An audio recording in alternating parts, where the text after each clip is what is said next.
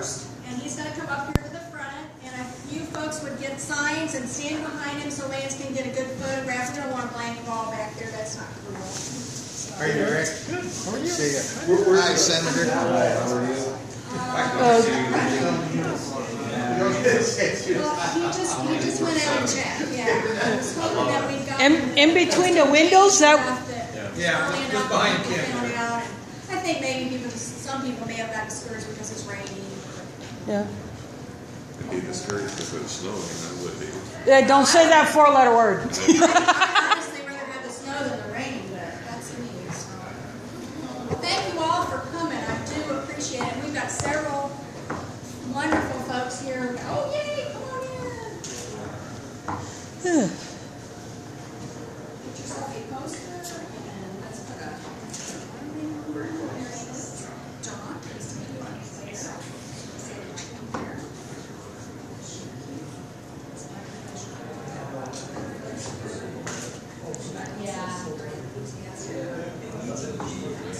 Yeah. Yeah. Oh, awesome. Yes. I'll do some correspondence with you guys. Yeah, Parker, still maybe later. You want to take pictures? I have not a problem. Okay, we'll start with Ken. And, oh, you guys look so good. Jeff, you're not that shy, are you? We're behind you. Okay, all right. All right. Go for it, buddy. All right, my name's Ken Sager. I'm president of the Iowa Federation of Labor. We're here at the Iowa State Capitol today to talk about the McCutcheon decision. All of it. There is a number of pages in here. Most of them saying things that, frankly, the average citizen in the state of Iowa and across this nation are opposed to. They're fundamentally saying it's okay to go ahead and open our democracy up to the highest bidder. I was going to auction off our esteemed state senator here, but I'm not sure there's Koch brothers in the room right now. One of the dissenting opinions that was there by Justice Breyer on this McCutcheon decision, which overturns 40 years of the laws of this nation that were established to stop the extreme bribery, if you will, taking place during the Nixon administration. So for 38 years, this has been the law of the land. One of the things that we're concerned about, and Justice Breyer was concerned about, and I quote, "Today, a majority of the court overrules the holding it's wrong to do so." He goes on to say it creates a loophole that will allow a single individual to contribute millions of dollars to a political party or to a candidate's campaign. Taken together with Citizens United and versus the Federal Election Commission, today's decision eviscerates our nation's campaign finance laws, leaving a remnant incapable of dealing with the grave problems of a democratic legitimacy that these laws were intended to resolve. Today is a dark day in our nation. It truly is.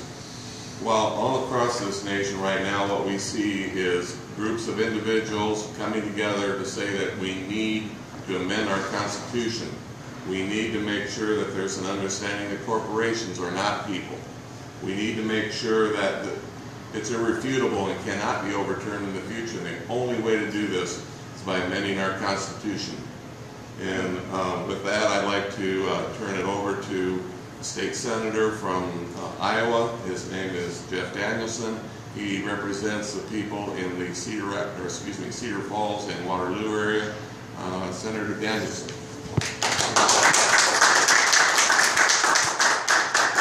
Thank you, Ken, for your leadership on behalf of working families all around Iowa. I am one of those families. Most of you know Iowa has a citizen legislature, and we don't do this year-round.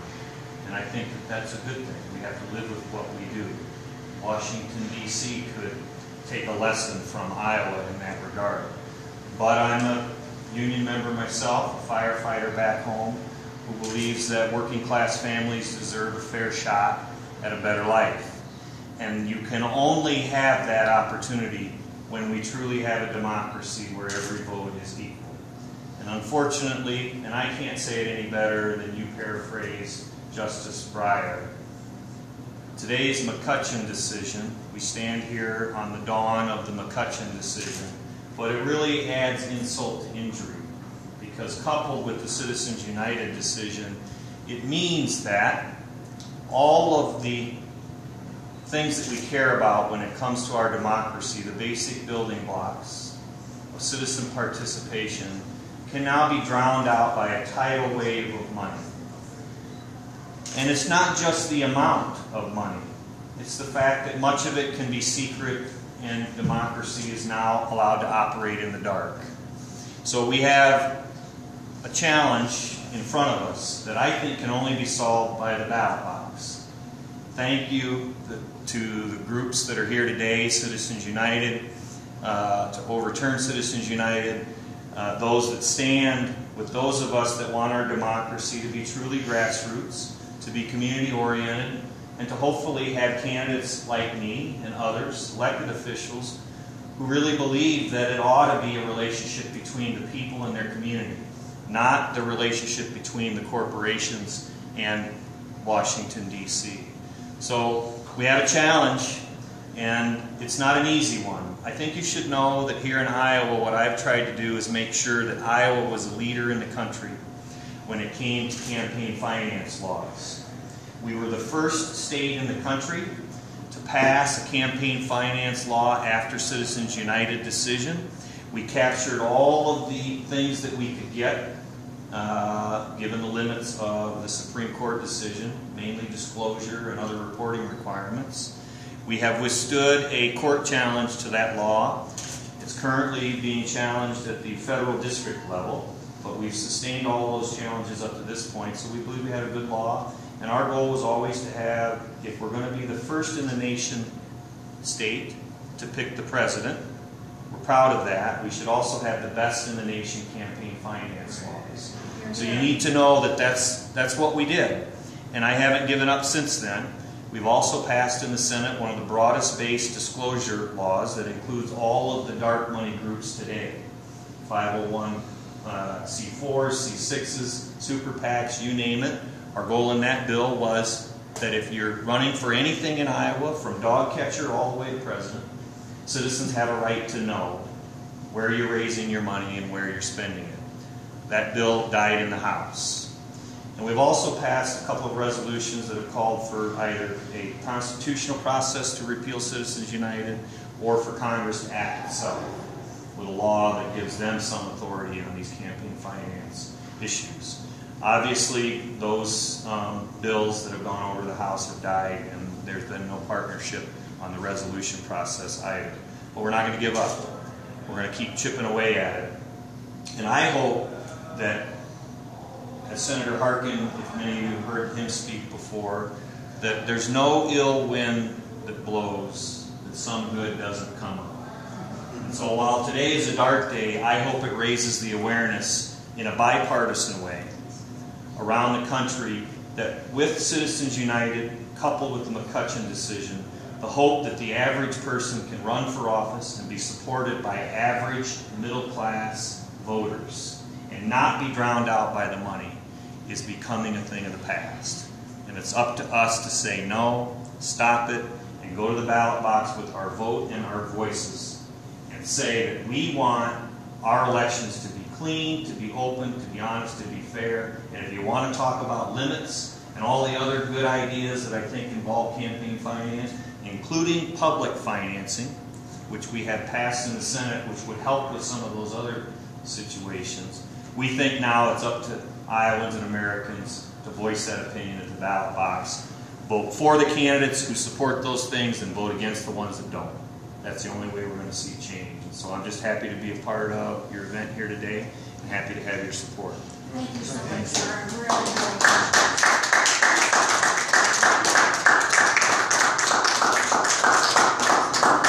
I'd be happy to answer any questions, Okay. if there are any.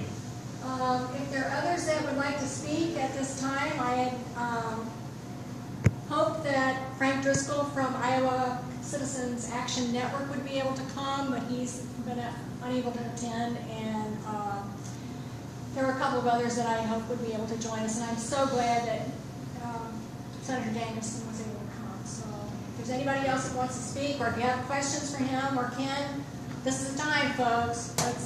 Let's get it recorded. And Robert Rush said on his blog that he thinks the constitutional amendment is about the only way to undo all of this mess. What do you think of that? I wouldn't say it's the only way, but it is the final step, and we will have to do it eventually. But there are authorities that the states are granted under the Constitution that we should take advantage of, which is why 2 years ago we passed the most comprehensive disclosure law in the country. It died in the House. But I'm to the point now where you're going to have to start to speak to the ability of states to act on their own, and then let us test those decisions in court all the way to the Supreme Court.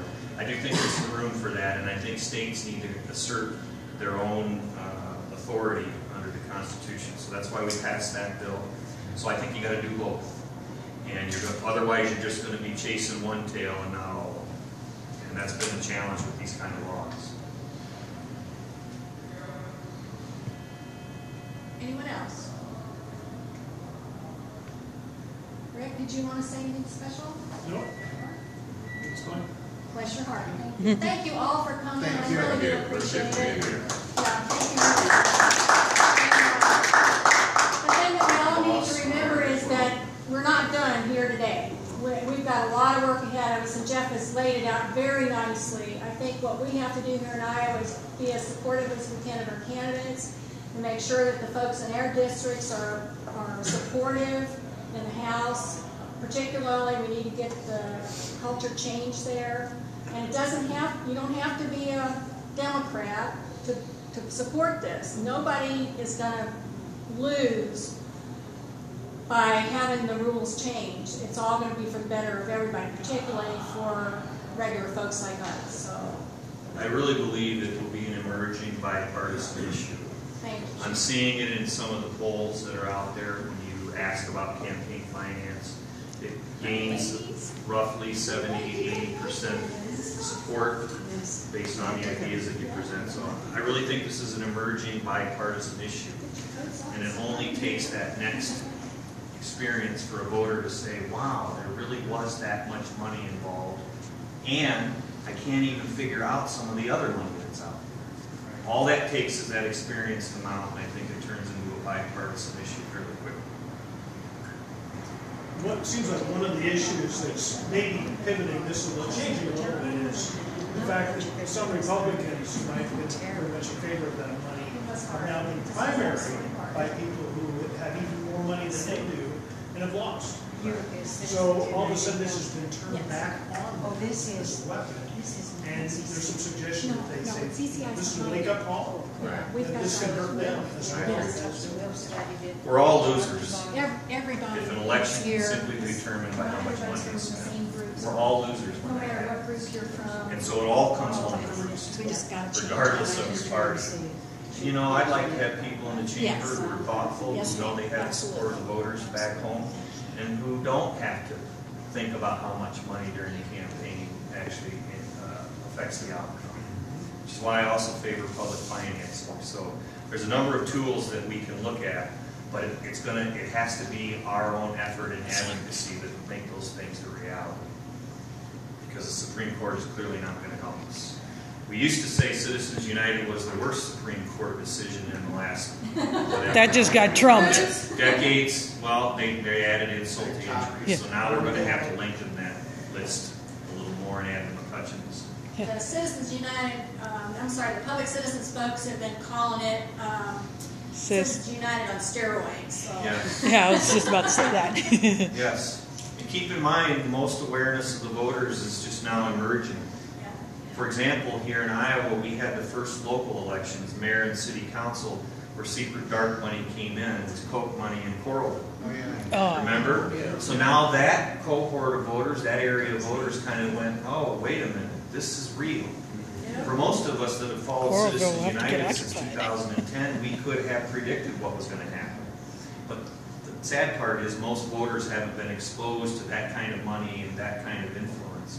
in a lot of the races, but it won't take long for that to happen. A lot of local politicians aren't exposed to it yet. They don't realize that it's an issue on every level because, yes, they say that, you know, I was speaking with one of our city council members and saying that just because it affected someone else, she doesn't see why it's an issue. Well, it goes back to the roots of democracy, which is the ability for people's voices to matter when those elections occur. And if it's all about money, then we know that that's not the case then, right? That your voice really doesn't matter if it's just about the price tag of the election. There's a good saying that drives down voter participation, and that really does affect the democracy. And if you think about what the Republican backers did in terms of the presidential race, they put almost $1 billion in, and they didn't really get a lot for their investment. And so they're focusing downward to state and local ballots, where $1 billion goes a long way. I mean, it really does. A few million here and there across the state make a fundamental difference in the makeup of the Senate, of the House, or any state race. Exactly. I think it only gets worse if we don't get proactive and change some of the laws. And Jeff's right. The instance in Coralville this last year, you know, there were folks that were totally surprised by it. The ones that were clued in were horrified and were very clear about how they didn't want to have any part of that. We know that in one of the city council races right here in Des Moines, there was a big outside group from out of the state that brought money in to help a candidate. Luckily, he was defeated. not able to utilize that to his best, ability, and so the incumbent was able to stay in. But Well, it is affecting local. Didn't he come out later and say he didn't even really want the support of And that outside organization? that's easy to say after the fact. Yeah. Because he's in that profession, so he had to know about it, but on some level. The upside of the Coralville example is that the community saw clearly what was happening. Yes. They reacted to it. So there would be those of us, that there will be opponents of our position for better campaign finance laws that will point to the Coralville example and say, well, we don't really need this because look, they knew what was going on and they voted that way. But keep in mind, city election like Coralville was very isolated. It had a lot of media attention on that specific topic. In a lot of the other campaigns, that all gets lost in the ether and the noise of hundreds of campaigns going on at the same time. So we clearly know that significant amounts of money in short periods of time, when the voters don't have the ability to know that and react to it, influence the elections. And that's what this is really about. You cannot be an informed democracy without that information being readily available and known as it informs your vote when you go into the ballot box. And that's what all these campaign reform ideas are about. If you've noticed, we've almost stopped talking about caps and limits, right? The McCutcheon case highlighted those today, but for the most part, we're just after disclosure and the ability to know at this point because of what happened with Citizens United. Now, the McCutcheon case blows the caps off of that and allows super empowered billionaires to spend more money broadly across the campaigns. And but think about that. Nobody was really talking about caps until today. And now we've got a whole other layer to think about. Until we get active and get enough people to vote because they care about campaign finance issues in addition to all the other things that they care about, jobs and education and healthcare, this has to rise on that priority list, which is why I've been a strong advocate in the Senate for us speaking to those issues. So you should be proud of your Iowa Senate. We've taken every example when we saw something related to campaign finance and offered a thoughtful policy to Iowans. We just need partners in the other chamber. we're lucky to keep on having the Senate be Democratic, and we have to really hope that it's going to work again and work hard to make sure that it stays a Democratic. What worries me is that even if you get a big turnout in an election, when it comes time to pass the laws, the people who have accepted huge amounts of money from the big corporations and now from individuals listen too often to that money, and so we've been getting the kind of laws that the big corporations want. even trying to pass a campaign finance reform law gets to be very difficult now because big corporations don't want campaign finance reform. They like what they've got now. I do know we need to keep on doing this, though. I like Saul Alinsky's quote. He says, the only way you're going to trump organized money is with organized people. Yeah. And the time may come, but we are so far behind because the same amount of money in the 2010 election made sure the people that were giving the money made sure that the state legislatures would get to be more and more conservative, because every 10 years there is redistricting. There's a you have the oh God, I'm having a senior moment. After the census, then you have the census, and then the redistrict with the very conservative people that got elected in 2010. You have too many places around the country where they've arranged it so that the conservatives are going to win, and we have so much work to do. We can't be discouraged, but yet it's so difficult. Yeah. Well, I'd like some good examples of people that are good spokesmen on this, because I think those spokesmen are going to have to keep rallying people, and I know you are one here in the state. I agree. There's two things. There's good people on both sides of the aisle. You didn't see Senator McCain's quote today on the McCutcheon decision. You should read it. Google it, try to find it. I mean, to me, it's not lost on me that one of our national leaders who literally spent time in prisoner of war camps protected everybody's ability to vote in our democracy. He is a Republican, but I think on this issue he's right. He's tried to have laws that understand the influence of money in politics and do something about it. So he's deeply concerned about the McCutcheon decision today as well. In addition, this is another reason to be proud Iowans. We do not gerrymander in Iowa in our redistricting process.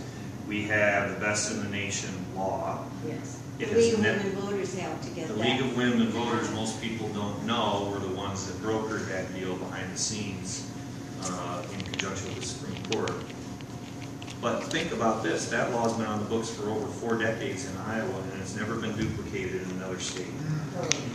So the ability to give up power for the greater good is a rare commodity. But when it happens, we all benefit. President Washington, for example, said he was only going to serve 2 terms because he believed it shouldn't be lifelong entitlement. There are a lot of things that we've learned along the way in this country about the basic building blocks of democracy. And if we lose this fight on campaign finance being one of them, then it diminishes democracy overall. And I think those that care about the public service aspect of democracy and the common good and the greater good goals that we have, and also know the influencing negative aspects of money in that process, that we should have some controls, right? That's all we're really arguing for here. Some control over that process so that we can honor the value of democracy. If we don't achieve that, we're in trouble down the road. Speak to corporate personhood. I know the McCutcheon case being an individual, it didn't come into play, but the Citizens United case happened because of corporations having personhood. And as long as corporations as persons can use our Constitution and our Bill of Rights, it's going to be very difficult to make much change. So I think besides what we're talking about now, we need to also go to the issue of getting personhood taken away from corporations. And that's a very difficult process because the Supreme Court, some years back, declared them to be persons, and that's the final law of the land. So in order to take personhood away from corporations, you need to either get the Supreme Court to reverse their decision, or you need an amendment to the Constitution. And there is a very strong, getting stronger movement called Move to Amend that is working hard to get personhood taken away by amendment to the Constitution. And Ken Sager spoke about that as an opening remarks. I don't know if you got here late. No, I did. But you should read Justice Breyer's remarks about that very aspect. He says with Citizens United and McCutcheon coupled together, it's only gotten worse. So that aspect of it is something that we have to keep in mind as well. We've got to explain to people the big picture. I think it's kind of a good opportunity for us to reinvigorate the idea that you can make a difference. One of my favorite quotes from Margaret Mead, famous sociologist, is that never doubt that a small group of thoughtful citizens can change the world. Indeed, that's all that ever was. Look at this room. You've got to grow the movement in order to make change. And so I'm happy to be a part of it. And that's all of us, everyone that's in this room today, just needs to be committed as you can be to doing whatever you can do and be there when people like Jeff stand up for us, be there to back him, be there to carry his message farther, carry our own messages. We just all have to do this, and if each one of you will bring in one or two more, then we can make this work. We're all in this together. What did Benjamin Franklin say when the founding fathers committed to creating a new country? We all need to hang together or we'll hang separately. So we're in this together. I think we sometimes feel comfortable in Iowa, though, that we do have a level-headed approach to a lot of this, especially in terms of redistricting and so forth. Yes. But I look at the Midwest, too, and I think Wisconsin used to be that ideal place, and look what's going on there. But for one vote. Guess what? Yeah. One vote. We are one vote away from Wisconsin. Yes. Oh, Iowans, pay attention. We are one vote away from Wisconsin. You change one of the state senators and the majority shifts. So we literally have no room for error. We're one vote away from Wisconsin. And what does that say then positively, I think, about the 6 years of progressive, thoughtful leadership in the Senate? It has mattered a lot. Oh, yeah. And we're literally one of the only chambers in the country from 2010 until now to maintain majority through the Tea Party movement. I think you're... And we have no room for error, so keep that in mind. We're one vote away from Wisconsin. You're making history. I think that this, when the history books are written, they'll write about this, how the Senate held things together for us. I'm a little biased, but you're exactly right. Somebody needs to write a book about the Iowa Senate Democrat majority from really 06 all the way till now. We're literally the only chamber in the country that has maintained that majority through all the changes that we've all experienced. Tea Party, Citizens United, and Lord knows what's going to happen with the McCutcheon decision. I think more so my fear with McCutcheon is that it supports those candidates that have been obstructionists, because me more so, I lean one side of the aisle or the other depending on the issue. I try to take each issue separately, which unfortunately doesn't happen often. That dialogue doesn't happen as much anymore. But my issue is the obstructionist that the Tea Party movement has created on the national level and has whipped the Republican Party around to their side of just not doing anything. And that's my worry with McCutcheon, is you'll see that all across all state legislatures, is you'll see that obstructionist, well, not going to do anything unless it's exactly what we want to happen. And it was the Koch brothers and big corporate money that got the Tea Party going and people elected. There's that potential. Madison wrote about it in Federalist 10. He talked about factions, and therefore they're not making decisions for the greater good. So they've turned the tools of democracy on its head, really, and been supercharged by the lack of any campaign finance laws. So we got to pay attention to that and explain it simply and thoughtfully to people who would make a difference and actually vote that way. So I think that's our challenge, and thank goodness we've got a democracy in order to do that, right? Not to mention those that would try to continue with the voter suppression all over the country. There's some places in the world you don't get that chance, at least, and we do. So it's up to us.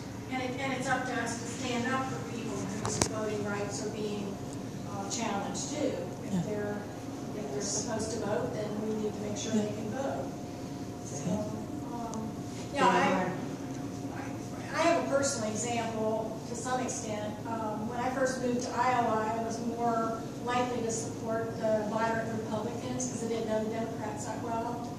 And I noticed that Tom Latham decided to step down from the federal House of Representatives, and I think he's just tired of the obstructionism and conflict and doesn't want to be a part of it anymore. And that's sad because I think for many years he did a good job representing us. And whether you're a Democrat or not, it doesn't matter. We have good people in the Senate and House federally. We have good people at the state level. They're going to get good things done for people. So.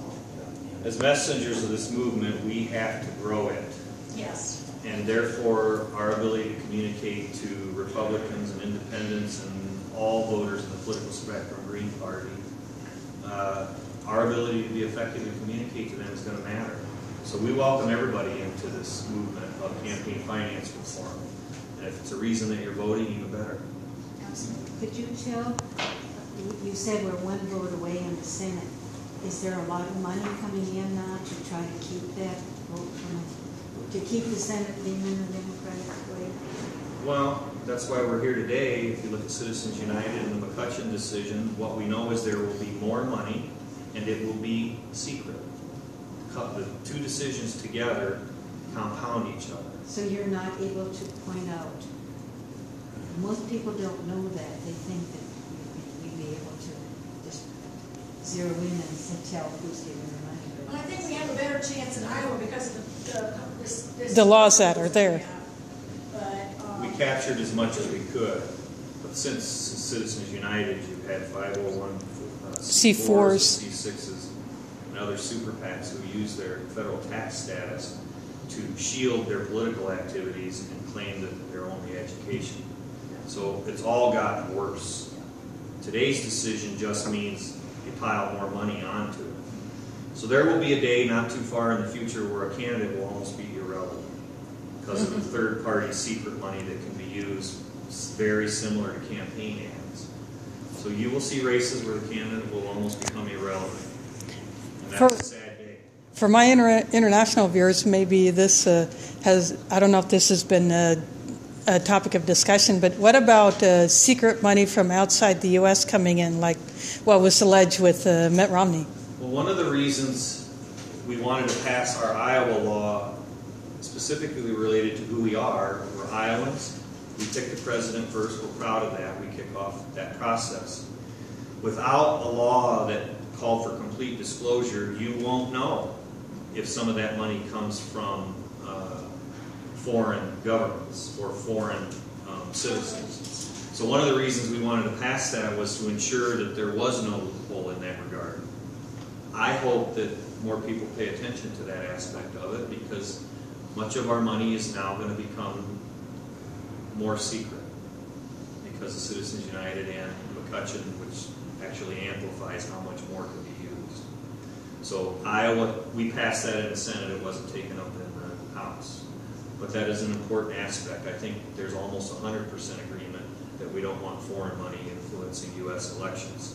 And where in a place like Iowa would that not be more important? Which is why I say my goal when I look at campaign finance is if we're going to be the first in the nation, we ought to be best in the nation when it comes to campaign finance laws. And that's an important aspect of it. So that was included in our bill. Well, certainly thank you for your leadership in this. Thank you. Thank you again. Happy to participate. Yep. thank you all for coming tonight. Happy to participate.